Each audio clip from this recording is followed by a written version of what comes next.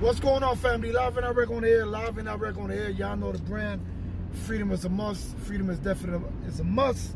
Hoping everybody's well, everybody's safe, everybody's healthy, everybody live for today, because tomorrow's never promised. So, a lot of times in the prison, when I was in prison, there was a lot of wars for different shit, a lot of shit. And there was a lot of things that I didn't want to participate in.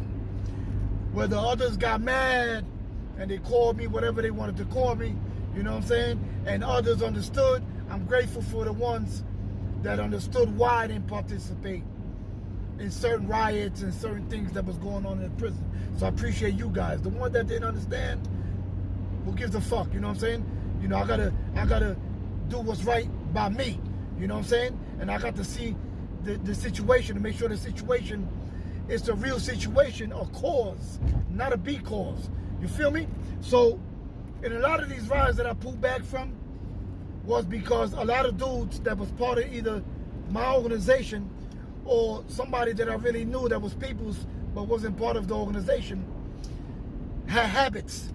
Bad habits that they know according to the rules and regulations, you're not supposed to have these habits. The bad habits. You know what I'm saying? You can smoke weed, all that stuff there. When it comes to the mother, bad habits, you know it was a no-no against the rules. If you did them, that means that you said fuck the rules, that you ain't give a fuck of what you was really part of. So, a lot of dudes used to go out to other organizations or other people that, you know, was NFL neutral for life and went up there to get that P-Funk. That bag of dope and all that other stuff, or that coke, whatever it may be, that hard drug shit. And they accumulate the debt that they owe on that.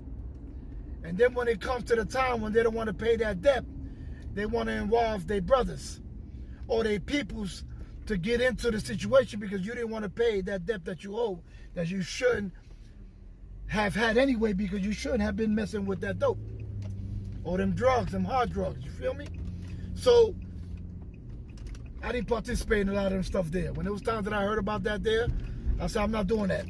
I'm not getting involved in that. I'm not doing that. Y'all call me what y'all want to call me. But, you know, the real ones knew why I didn't do it. And a lot of the real ones didn't get involved either, just like me, because they knew it wasn't really a cause. It was a B cause.